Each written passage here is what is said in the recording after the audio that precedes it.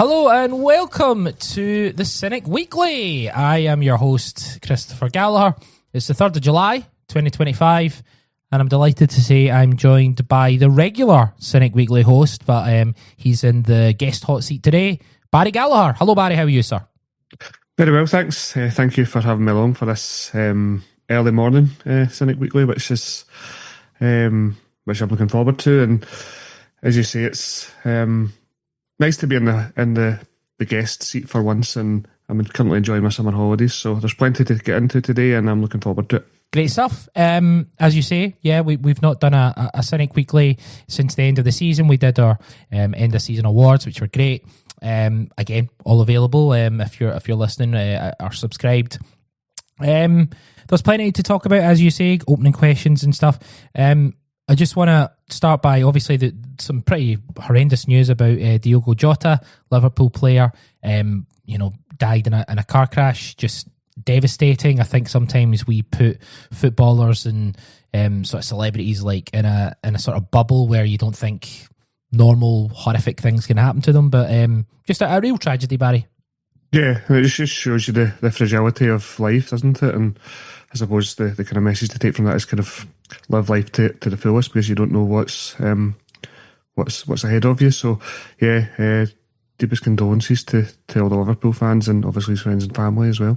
Absolutely, a real tragedy.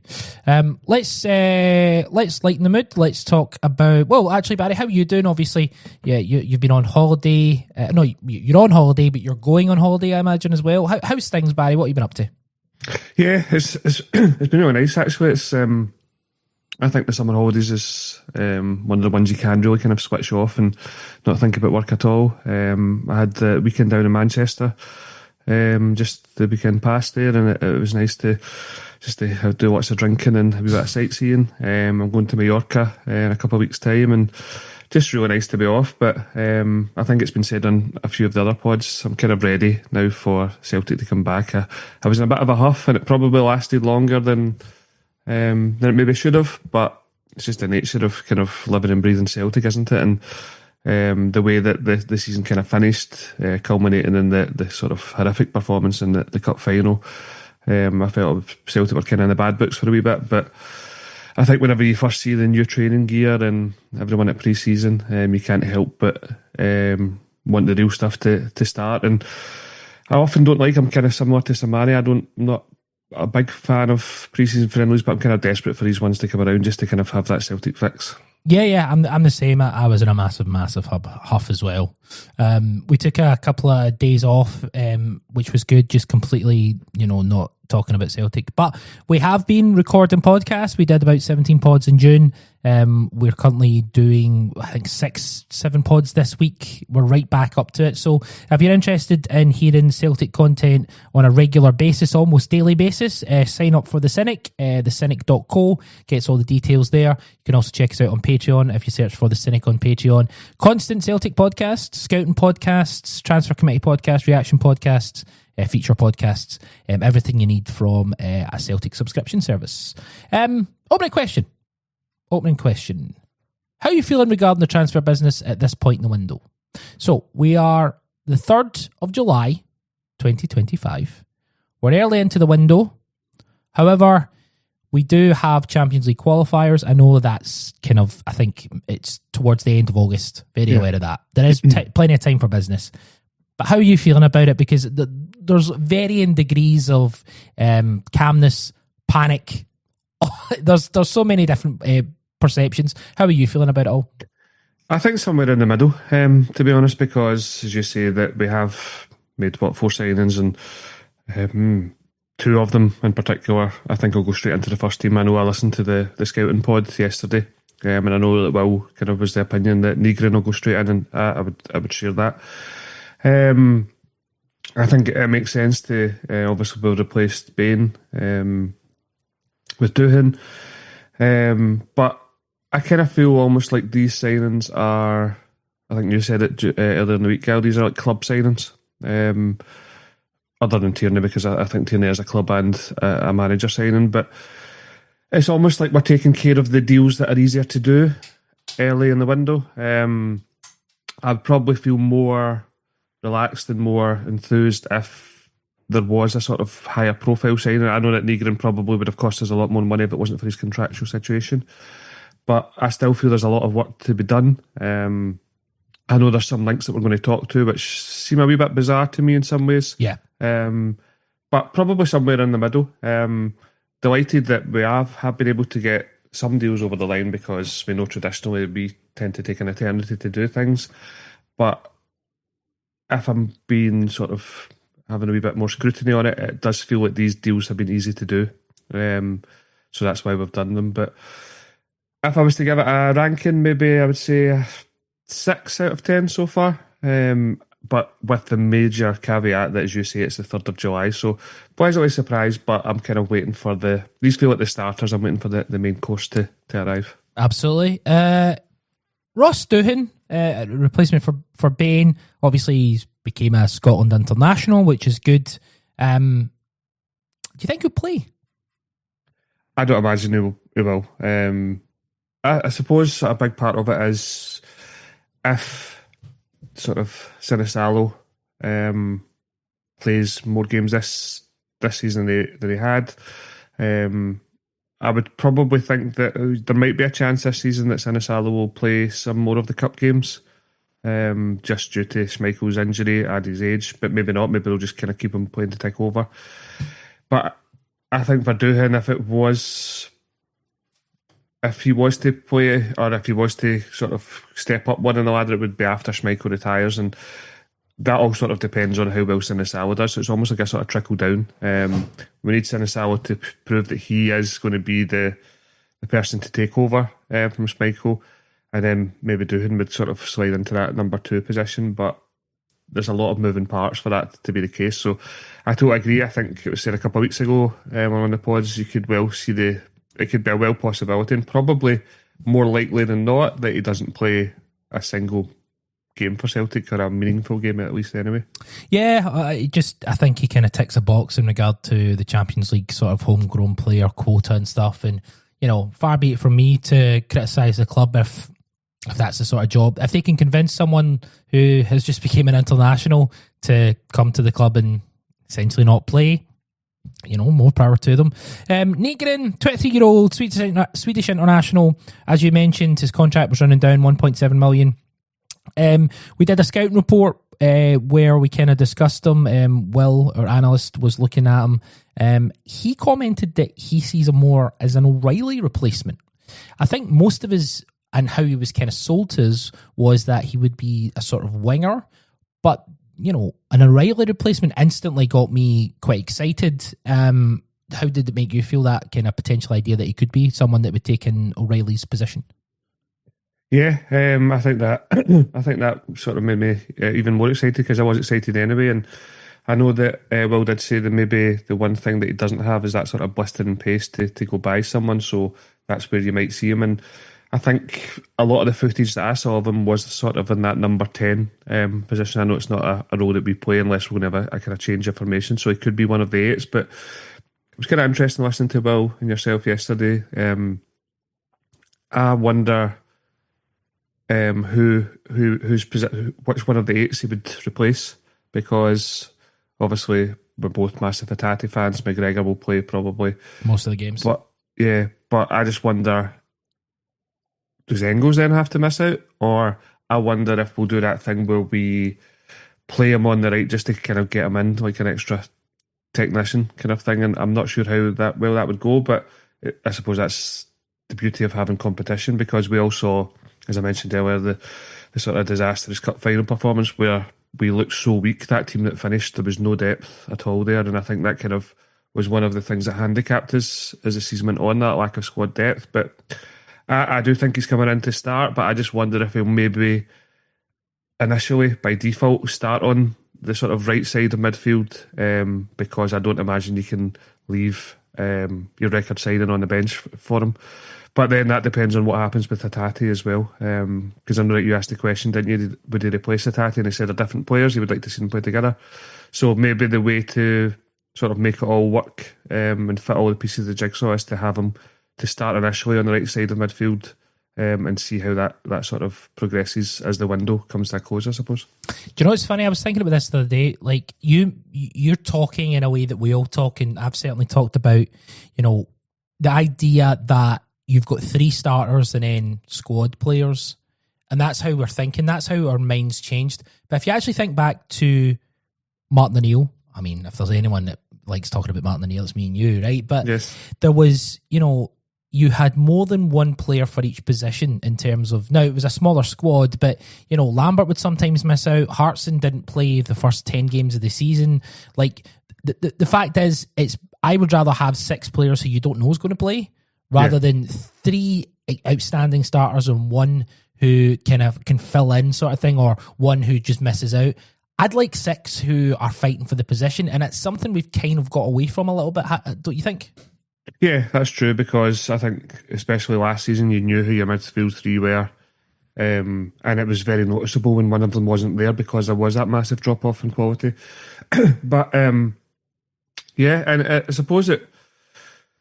I will obviously know more as the pre-season friendlies go on, but maybe there will be a change of shape. Maybe Negrin could be potentially play as a 10 with sort of 2 sort of in behind them, and obviously, as you say, with the Champions League qualifiers coming up, there will be games where we want to be more solid, so maybe there would be more of a case for Engels, Hatate and McGregor to play, but in the games at home or games where you're going to be on the front foot, then Negrin could start there. But it's that thing, isn't it? You can never have too many good players. You would rather have too many than too few.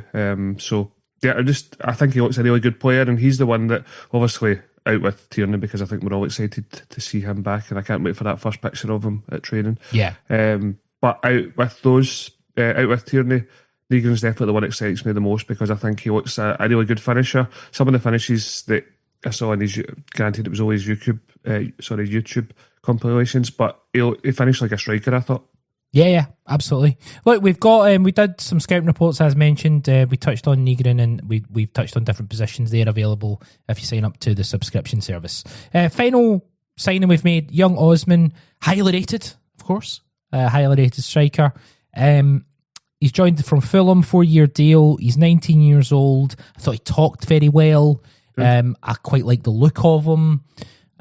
What do you see his role being? Because obviously in other news, Celtic are looking for £1 million for Johnny Kenny. Apparently, Bolton offered $500,000, but Celtic are looking for $1 million before they'll do business. I'm okay with that. I'm okay with demanding money for a guy who scored in European football. That's fine. Do you think Osman takes Kenny's position as the third striker in the squad? I do, yes. And much like yourself, I was very sort of encouraged by I was very encouraged by his interview. He has that sort of that confidence that a lot of players that come through English academies have, and it's maybe something that you'd like to see more in Scottish players coming through like that. Like I'm here for a reason. I'm here to play. And again, I think he could be one that we're maybe pleasantly surprised by. I do too.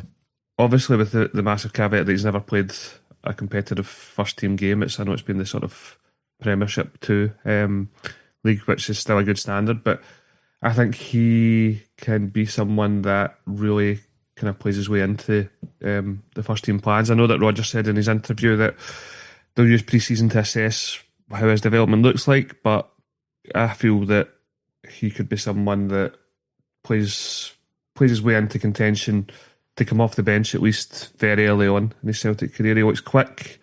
I think the footage that I saw, he scored a hat-trick, and it was a perfect hat-trick, I'm sure. And he kind of almost, not to put pressure on him, but he almost looked like someone in the mould of Gary Hooper. And if he's half as good as Gary Hooper, certainly initially, then I'd be delighted for that, for someone that we've picked up for a little fee. But yeah, and similar to yourself as well, the $1 million fee for Johnny Kenny, I'm more than happy to, if we can do that, because I know that Alan spoke about that a couple of years ago, that we need to start getting more money, not more money, but we need to start getting smart money for players who are on the fringes of things. And if we can get a player that we took 2 or 3 years ago from the League of Ireland, I was going to say we polished them up, but we haven't really. It's been out on loans that's done that, and we've kind of flipped them for more money, and that's a way to sort of fill your coffers, and we all know the Celtic board like doing that. So yeah, he's maybe sort of my hot take that I know it's early in the window, but I think Osman could be someone that sort of come January time, come the end of the season, that we're thinking we've got a real player here for the future. But also immediately I think he can contribute with goals. So I'm quite looking forward to seeing him. And again, though, it's that whole thing that I want more. If he is to be the third choice striker, I probably would be a wee bit disappointed with that, because it would mean that I think we're probably going to rely on Dyson to be a number one striker, whereas I would like Dyson to move back out to the left wing and us to bring in a proper number 9. And I know that Osman said he isn't probably a traditional number 9. He's more someone who likes to kind of link the play and run in behind and stuff like that. But I certainly think there'll be game time for him, and I think he'll probably surpass what Kenny was able to do this season, and that's without being harsh to Kenny. Yeah, absolutely. I don't think it's going to work for Kenny at Celtic, but I think he's certainly got attributes that would. I think down south would be a really good fit for him at a club that maybe don't have the ball as much. And I think he'll go on to have a good career. So I just think Celtic's maybe too much pressure. Osmond, I'm exactly like you, Barry. I think Osmond will be an excellent signing if we bring in another number 9. Yes. I think if you bring in another number 9 and you've got Ida and Osman behind that number 9, with at a pinch taking Maeda off the left, I think that's what everyone wants. So I want a shiny, exciting new number 9, and I think Osman can really, off the opportunities, the minutes he'll get, I think he'll use them well.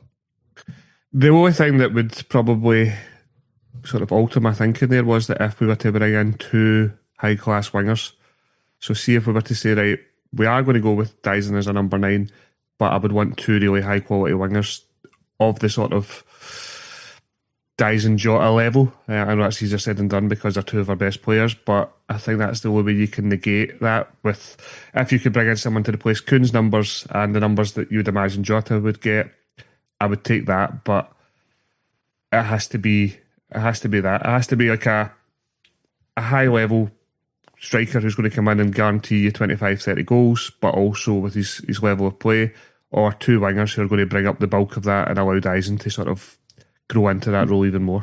Yeah, absolutely. So there is a lot of kind of wiggle room to, make us feel confident going into the season in those forward positions. I'm not Balakisha. I don't know. All this news keeps coming up about Michel Ange Balakisha, young. I say young. He's 24. Royal Antwerp. We're linked with him. We're about to sign him. Then we're not going to sign him. We're about to sign him, and then there's disputes at the boardroom level that Celtic don't want to pay so much for him. I said this on the agenda. The agenda drops every Monday. I kind of got a bad feeling about it. That's really not fair on this young man at all. If he signs, then I'll 100% get behind him. But just with how long everything's taking, if we really wanted him, this will be the 3rd window we're linked with him. It kind of feels like if they wanted him that much and they thought he was that good, they would have pulled the trigger by now.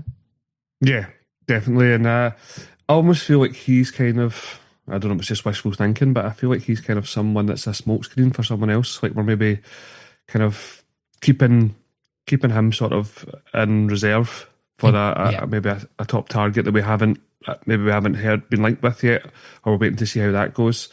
Which again isn't particularly fair on the player, but our priority is always going to be with the club. But whenever I've seen footage of him as well, it's not someone I thought, like, he's not someone that gets excited. Like, I feel far more enthused. I know it's easy to say that because he's actually signed, but even before he'd signed, Nygren's footage looked more appealing to me than Balakisha does. So I don't know. I'm kind of like you. I think that the longer it goes on, we're linked with him. I feel that if we were going to sign him, it would have been done by now, because I don't think the fee's particularly great.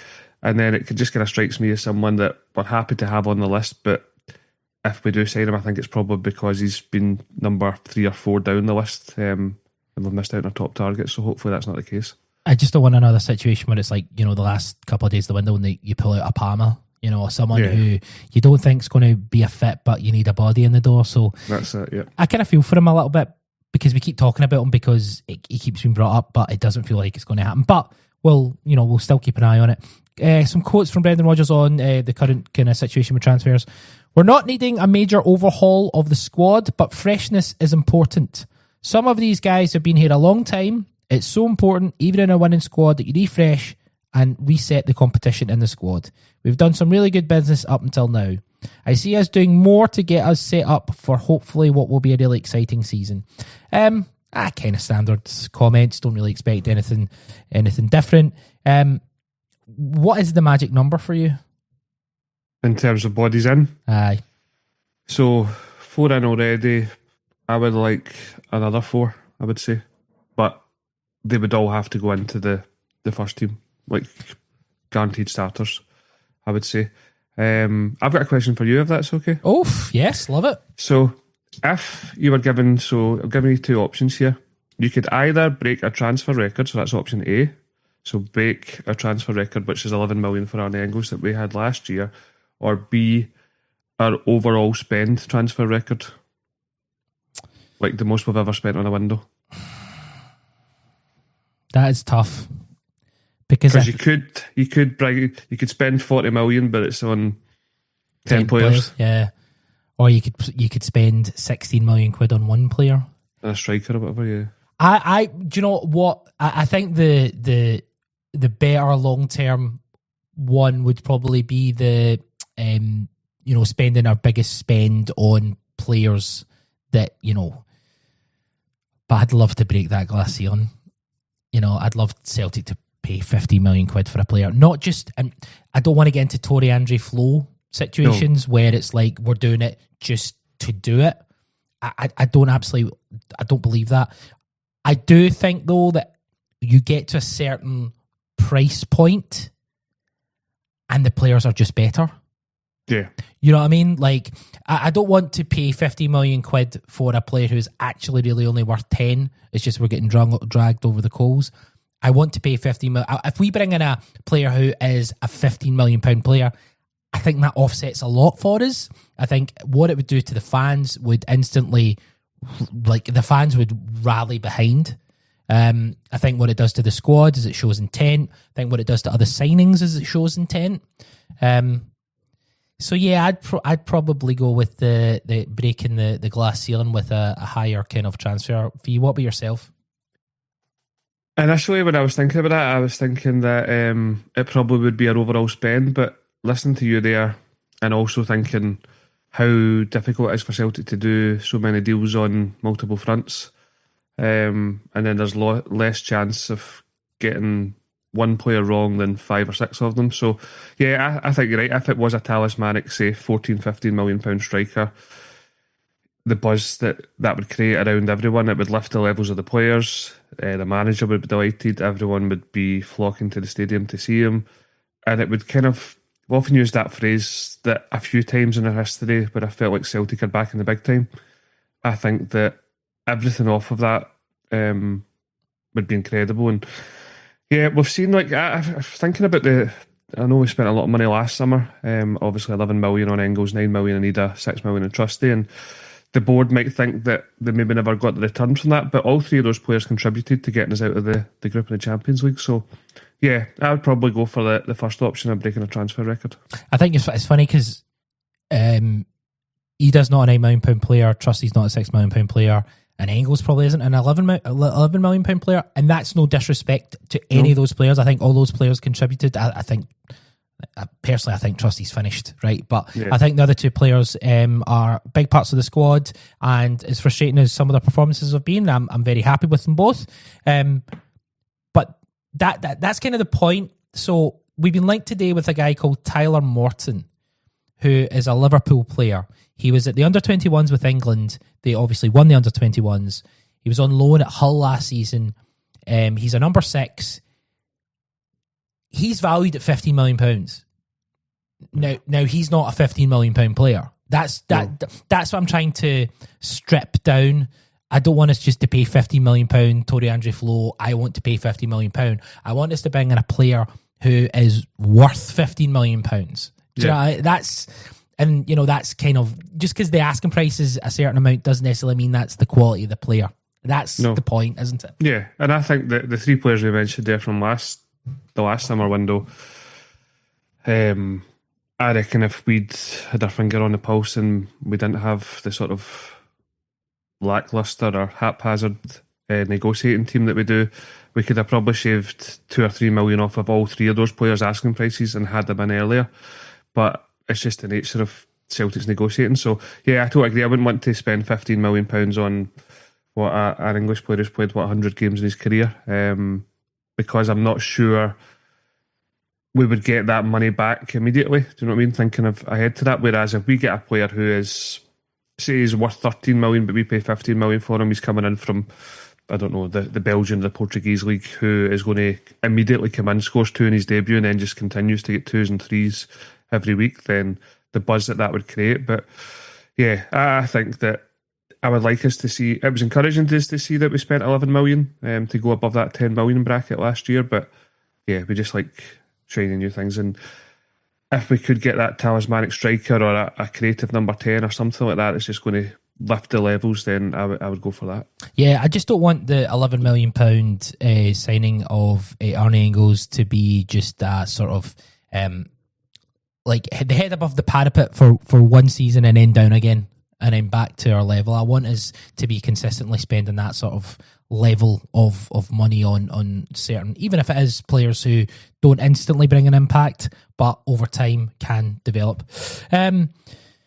Talking about, I know you mentioned earlier, quite odd signings. Hayato Inamura.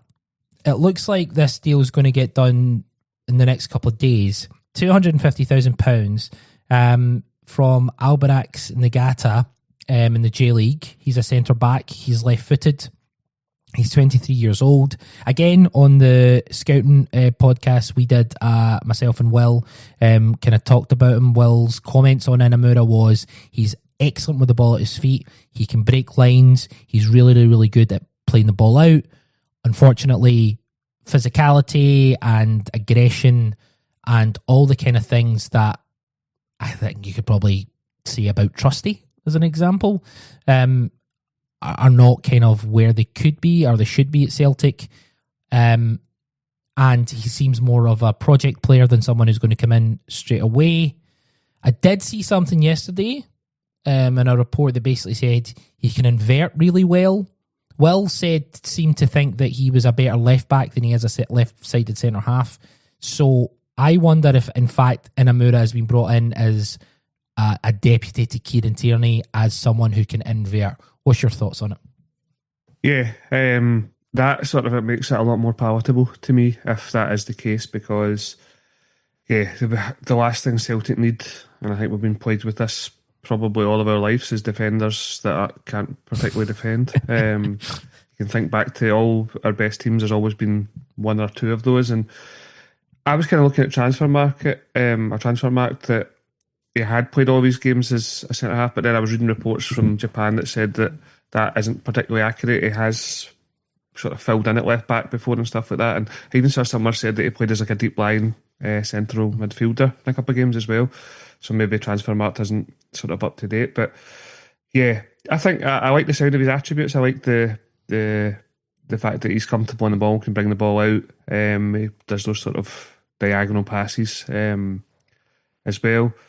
And I can only think that it's maybe he hasn't particularly played a lot of games in his career, but maybe Celtic are trying to steal a march before he becomes to that level where it is sort of out with what we can do. I know that Spurs have signed a player from the J League as well.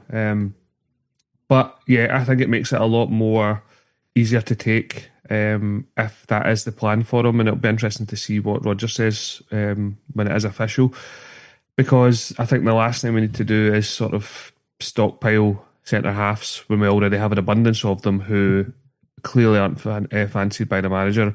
And as you say, I tend to agree with you. The one that we spent $6 million on last year, I think the manager no longer trusts him. So he would probably be the backup, I think, Trusty this season. But I would want someone a lot more with a bigger pedigree, and certain someone who the country that he's coming from aren't shocked, because a lot of the reports I've seen, a lot of the Japanese media aren't of the opinion that he's good enough for us, which often tends to be the case. Yeah, that's the worry, isn't it? I think the thing with Inamura is that I think if you have him as a left back, backup left back, okay, that's fine. It's a different kettle of fish. But the idea that he plays centre half, I mean, the manager was literally caught on television calling one of our defenders weak as piss, and that's a defender we paid £6 million for. Yeah. I mean, in an ideal world, I'll be honest with you, I would move Austin Trusty on. I would make that a priority. And I know that we've got some quotes from him in terms of, him back at training and stuff, but I just don't think he's good enough for the fight. No. Playing for Celtic isn't just about, technique and ability. It's about mental strength. And I just don't think he's got the mental strength. And maybe that's unfair, but what's your thoughts? Yeah. The only thing I could probably say to argue against that is that, again, he was another player who, and I don't want to make pre-season training seem like it's a trip to Lourdes and it solves all the ills of players go through that and they come out a different player. But I think it's only fair to give the likes of Trusty, Ida, probably Bernardo and that as well, a full pre-season with the squad. And then if it gets to September, October time and they're still showing the deficiencies that they have had this season, then maybe it's just not going to work out for them. But hand on heart, I think I said this at the sort of end of season pods, that when you saw it, I think sometimes when you see players going round the park with the trophy, you can tell that they don't feel a part of it as much, even though that Trusty did play a huge amount of games. But he looked very much to me like a forgotten man, going round in the celebrations, kind of going through the motions. And I know, like you say, he's been sort of front and centre for a lot of the advertising. I know that the American range stuff that came out today, that he's the sort of poster boy, but hand on heart, I don't think he's good enough. And we can't constantly keep going on about, he was really good away to Atalanta, or he was really good to Bayern Munich, because that's a tiny percentage of the games he played. And when it starts to get into the territory of they're a small, minute percentage of what he actually did, because there was glaring mistakes in a lot of less profile games, but that's a bread and butter. And you can't say, he was great away to Atalanta, but weak as piss at Dundee and terrible at Easter Road and stuff like that. And yeah, so he's probably too expensive to be a backup, but I'd imagine unless we can move him on, that's exactly what he's going to be, and that's kind of what I hope he would be. Yeah, absolutely. I think we covered all this in the Tiers of a Cynic, which is available now, where we take every player and we put them into different tiers of what we believe their quality and what they added to last season. That's available, again, if you sign up at thecynic.co or search for The Cynic on Patreon. That's most of the transfers in. Are you worried about the CCV thing? Like, lots of rumours going around that he's not been training, lots of some innuendo that he's had an operation over the summer. Again, nothing confirmed. We're only going, these are just non-confirmed rumours. I saw there's an article, wasn't there, in the Record a couple of days ago about it was all very much like it's thought that he could be, or he might have missed, or I saw some reports saying that he's had the operation already and so on. But it is a worry because, as we've said, I think you asked the question on a pod the other day, Gal, if you could clear out everyone and keep CCV and then just kind of clear the decks, I probably would do it, because I think he holds everything together. But I also think he wasn't, probably last season was his poorest in the 4 seasons that we've had him. Yeah. But he's still a country mile better than everyone else. So, yeah, that would concern me. I know your eyes start to turn towards the first derby and obviously the Champions League qualifiers, but you still have to win the games before that. So, yeah, if he is going to miss any period of time, then it just sort of expedites the need to get quality in. And I would argue that we need to sign 2 centre-halves, and that's not including Inamura in that. So, yeah, I think we need to sign 2 anyway, but it would really kind of speed things up if CCV is going to be out. Yeah, absolutely. On the kind of transfers out front, Lagerbielke report out. Celtic will reportedly earn £2 million from the sale of central defender Gustav Lagerbielke. The Swede joined Celtic in 2023. £3 million we paid for him. He's 25 years old now. Went out to FC 20. Did fairly well there. Played 32 games. But Braga is the team that it looks like he's going to be joining. Apparently the transfer is quite far down. Just baffling that we bought him. Baffling. Just didn't suit at all. Instantly, the manager seemed to take an instant dislike to him. Well, let me repeat that. The manager made an instant judgment on him that he wasn't good enough. Again, I've said this before. I'm happy with that. I'd rather Brendan Rodgers made instant decisions than prolong it. But yeah, it never worked. And good luck to him in his future endeavours. We're losing £1 million, but you take the loss to kind of free up the space. Yeah, definitely. And yeah, just a bizarre transfer from again. That was the one that was Starfelt staging that recommended him, wasn't it? Yeah. And, I think back to that game at Ibrox where it was a goal that he was rightly fouled, but just that dilly-dallying on the ball, and he was really slow. I thought on the turn, people were kind of sort of smoking him for pace. So, yeah, to get £2 million, I was actually quite surprised by that and delighted. But just get the deal done and move on. Yeah, Mike Nawrocki's another one who I think there's some interest from back in Poland. Again, there was talk about a loan. I'd rather just get him off the books. And, you know, there'll be lots of people who are very pro Mike Nawrocki who would like to see him play more games, his use of the ball, etc.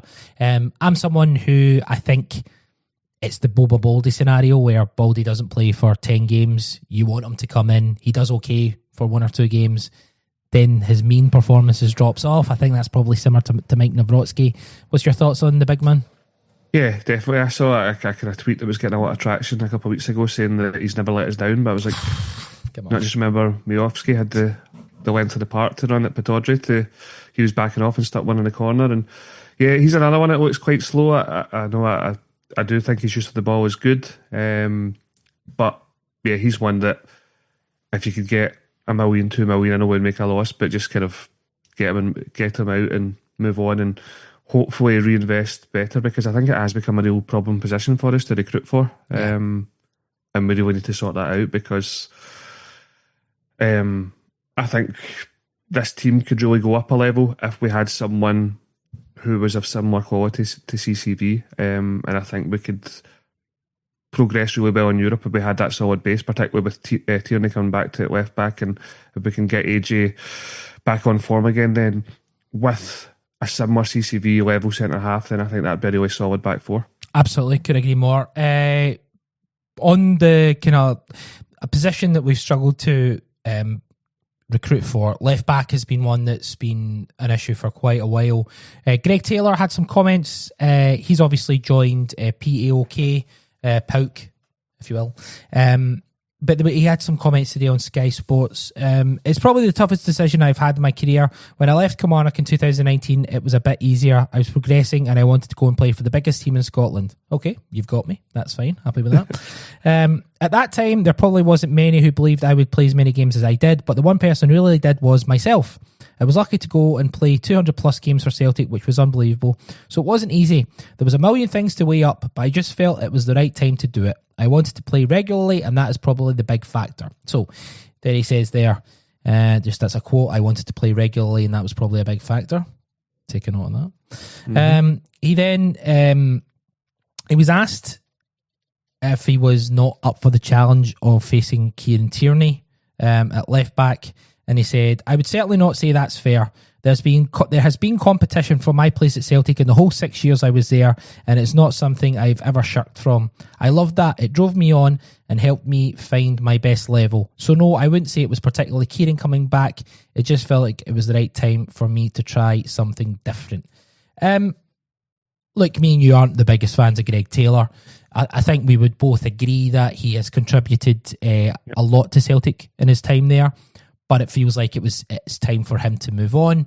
Just your kind of thoughts on him leaving?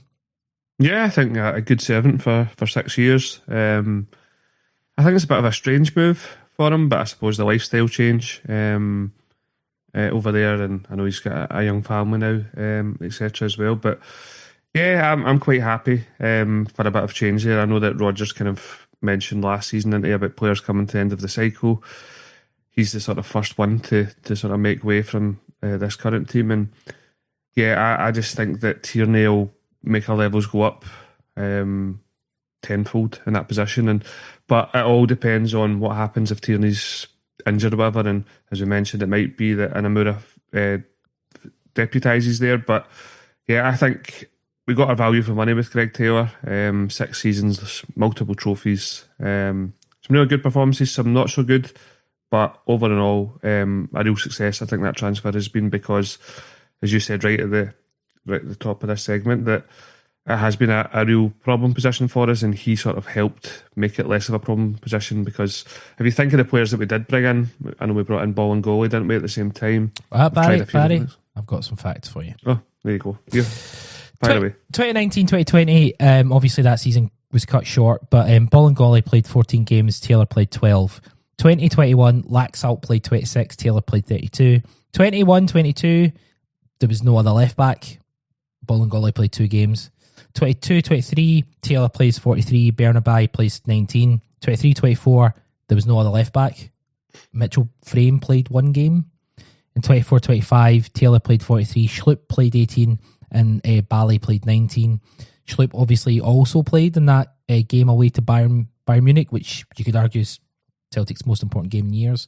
So I think, it's a moot point now. But when he says there's been competition for my place at Celtic the whole 6 years, I don't think that's really a fair reflection. There was literally 2 seasons where there was no left back to challenge. I don't think there's any point being overly negative about Greg Taylor, but I do think if Kieran Tierney wasn't coming in, he would have signed a new deal. That's how I think, and I'm actually a little bit disappointed that he was confident enough that I think I would. He says he was confident that when he came in that he would play games, but when Tierney comes in, he kind of leaves, because I would have liked to have seen what he could have brought. I think he would have got plenty of game time next season. But yeah, best of luck to him. I think he's someone. I think it's quite an odd move. It doesn't seem like a move that. It doesn't feel like he's going to be there for 4 or 5 years. Do you know what I mean? Feels like he might be back in Scotland sooner, or England sooner than later. But yeah, fair play to him.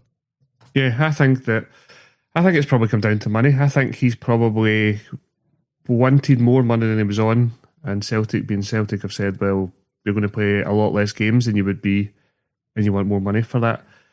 And then I don't imagine that PAOK are paying much more than us, but then you do bring in the lifestyle, so maybe there's been a package there, and living in Greece, I'd imagine, would be pretty nice. Although I'm not really sure with the conflicts that are going on over that part of the world. But it does seem a strange move, and it's more a lifestyle move, I think, than a footballing one, because I always think the Greek league's always quite unpredictable, isn't it? And I always think teams on paper seem better than they are, and then they always kind of come up short. But hopefully that's not the case, because I know that Rangers have obviously got Panathinaikos. But yeah, a strange move, and like you, I think he would be back maybe in a year or 2, but probably with some nice experiences of living in the sunshine. So fair play to him. Yeah, absolutely. That's it. There's reports about Nicholas Kuhn, obviously. Como are still going to make one more bid. Apparently, we've made our position clear to Leipzig. There was a report in a German outlet that Celtic are demanding 17 million for him. That fair appraisal of his season last season and him as a player overall? You think 17 million? I'd be quite happy with that. I know that some people have thought that we should be getting more for him because of obviously 3 goals in the Champions League and standout performances, particularly against Leipzig. But you can only really go off that sort of 6 months where he was lightning in a bottle, wasn't he? And he hasn't really shown that form anywhere else in his career. I know that his stats and all that made him one of the standout players from out with the top 5 leagues when we signed him, in terms of what he could go on to. But 25-year-old, with that sort of 6 months of really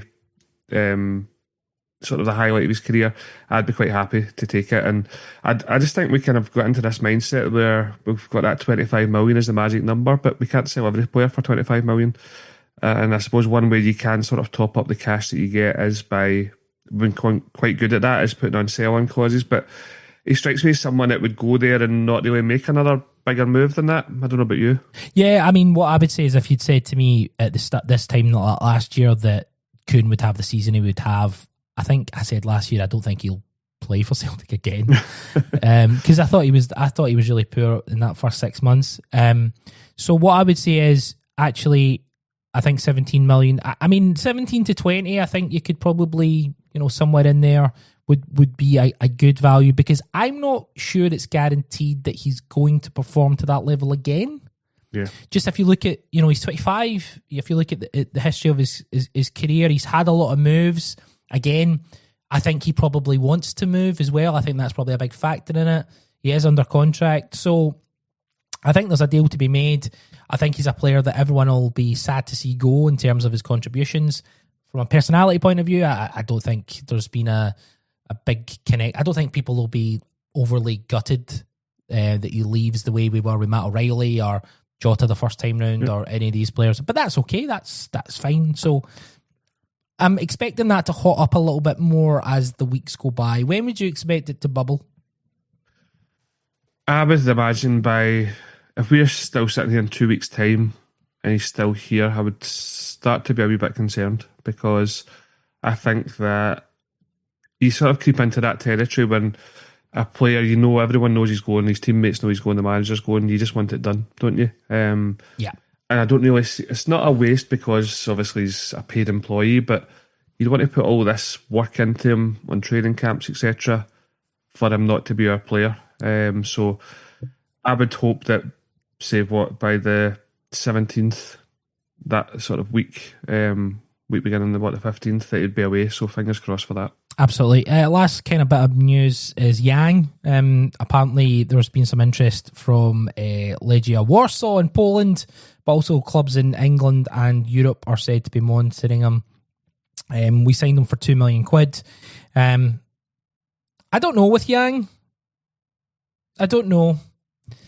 Part of me thinks if you can double your money, maybe get your money back. I don't know. I like him and I find him quite frustrating. I think there's definitely a player there. I'm just not sure we're going to get the best out of him. If he stays, I'll be fine. If he goes, I'll probably be fine. It's one of those. What's your thoughts? Yeah, much of muchness, and I know someone said on one of the pods the other day that we can't let the sort of disaster class that he had in the cup final because everyone had one, didn't they? But I just think of that cross late in the game, but it was horrendous. But yeah, much the same as yourself. If he stays and he kind of makes up the numbers and he can come on, because I know he did contribute between January and March, scored a lot of goals, set up a few.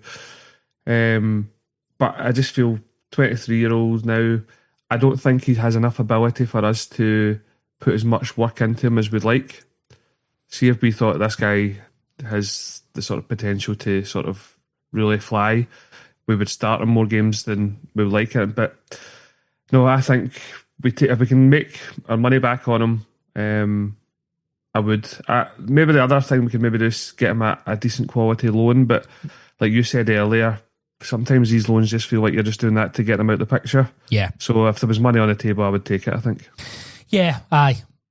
I'll be interested to see what Celtic do, because I kind of get the impression that Rodgers likes him, but isn't necessarily. He's not someone that he's actively trying to develop the way he maybe is with other players. I think if Rodgers had his way, he would have 4 really good quality wingers, because I know he likes to. The wingers are probably the most important position in Rodgers' system, aren't they? If he could have 4 wingers that he trusted, Yang would probably number 5. Or potentially the number 6 if Forrest isn't one of those 4 wingers, and that's not what a player like Yang needs. Yeah, absolutely. Couldn't agree more. Right, that's pretty much most of the transfer news. There was a link with Dyson to Brentford, but we'll just leave that and hopefully that just goes away. In terms of the club bringing stuff back, I'm very disappointed, as everyone is, that the club these interviews aren't free. Yeah, nightmare. So it's just a bit like obviously you had the new players coming in, Nygren and Osman and even Ross Doohan and stuff, and you have to subscribe to Celtic TV, which is like £50 a year, and it just feels like an own goal from the club, Barry, because how are you supposed to get excited? People aren't going to pay that. No, definitely not. And it's a bit of, I don't want to create a level of tier of Celtic fan, because that's not what I'm about, but it's a bit galling that you're a slap in the face off of £800 for a season ticket, yet you can't see the new signings as Exactly. well. But I think it should be free for everyone, and it would just help build goodwill, because football fans just want to see the new signings and want to see what they're about. But getting a 1.5 minute clip and then pay your £50 a year to Celtic TV, it seems tone deaf. Like a lot of things, I know we mentioned the Newcastle friendly towards the end of last season, the fact that that's £25 and you've got new strips coming out. I know I mentioned earlier there's the USA range coming out today for Independence Day, and I know that goes part and parcel with being an elite Adidas club, but it just feels constantly they've got their hand out for money, and there's a breaking point, because you can't sort of fund the club on every single level, and I don't want to moan at them for everything, but it just feels like every single day there's something new to pay for. Exactly. That's. I mean, put them out on YouTube. Yeah. Like, do you know what I mean? It's just, how are we supposed to know what the players think? Put adverts in them if you need to make money. Do you know what I mean? They don't need to make money. That's the other thing. That's that, yeah. You get more money than they know what to do with. Exactly. Here's some quotes from Brendan Rodgers. When you drive up the hill here at Lennoxtown and you smell the grass again. I mean, who speaks like that? That reminded me of the one where he said he used to run round Liverpool and smell the mints. He really loves smelling things, doesn't he? Do you hear him talking about Michael Essien? I was talking to Michael Essien, a great midfielder and a very good friend. It's like, fucking hell. When you drive up the hill here at Lennoxtown, you smell the grass again. It excites you about the season ahead. In the early stages of pre-season, it's really about the physical preparation and getting the players prepared mentally. They don't come together as a group until later on, but we see the benefits of a really good pre-season last season. And for us, from a tactical perspective, it gives us the opportunity as well to make little tweaks to keep improving and to keep ticking away the unpredictability of the team. I always call them tests. When you're a big club, they're never friendlies. I like that. I do like that. It gets me sometimes. That's what's quite frustrating. Then you add in to the qualification for the Champions League. That means you're really trying to get to the end point that little bit quicker, because it's something that's very important. The players that have come through the system here are so important. They understand the value. He's talking about Ross Doohan and Kieran Tierney. Some quotes from Trusty. It feels good to be back. It was a short month off, and I feel like it never really it never happened. Really, we're still kind of in the groove, and to come back in the groove, we lost the cup final. Sorry, to come back, see all the guys, you missed them. So it's really good to be back. I think this team is really good. So when I came here last year, it was just into the team right away. The guys took me in and we all became friends right away. It's a really good locker room. Luckily, I didn't need a pre-season to get in with the boys. I'm really looking forward to this and spending a lot of time. Just final point on Trusty. Do you think that Brendan Rodgers will give him a clean slate going into this, or do you think he's already made his mind up on him?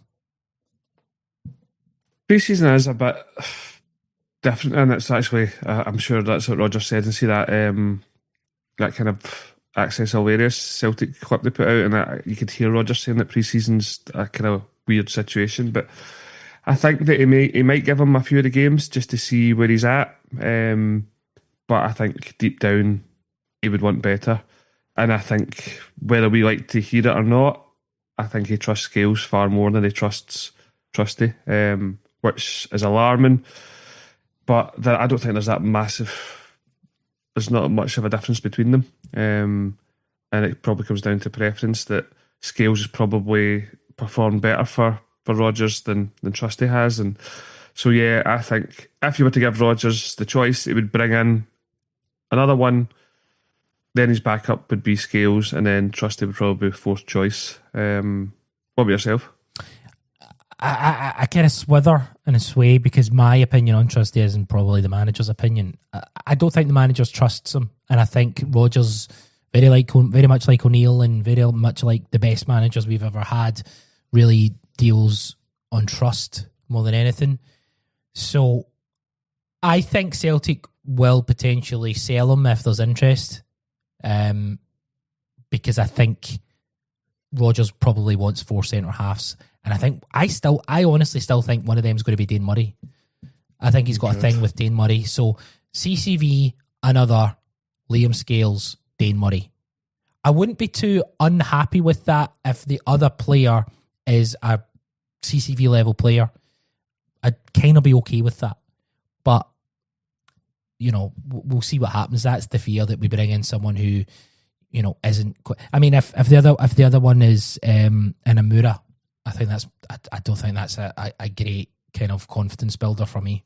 Here's another question for you. If you had the choice to spend £10 million on a striker or £10 million on a centre-half, what would you take? Jesus.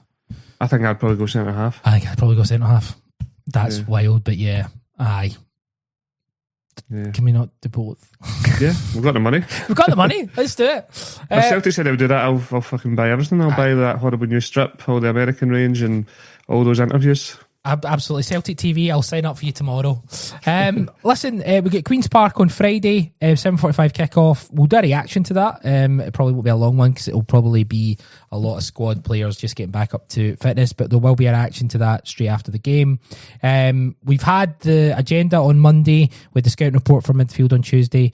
Tales of a Cynic was on Wednesday, but coming up, we've got the reaction to the Queen's Park game. We're currently doing a season review. We're on part 3, which drops on Sunday. I was part of part 1. Barry was part of part 2. It's a 4-part overall, and we have a Celtic Women's Football Show review of the women's team as well, their season. So lots coming up and lots coming out, so stick with us. Check us out at thecynic.co. There'll be more Cynic Weekly stuff coming up as well. Barry, an absolute joy as always. Thanks for getting involved, sir. No, delighted, and it's just nice to be talking about Celtic with knowing that they're back tomorrow. So looking forward to seeing that game, and it'll be nice to see some of the sort of fringe players. I don't imagine, as you say, it'll be too strong a team, but just delighted to have Celtic back. So thank you very much for having me. Great stuff from Barry Gallagher, from myself, Chris Gallagher. This has been the Cynic Weekly, and we'll speak to you down the road.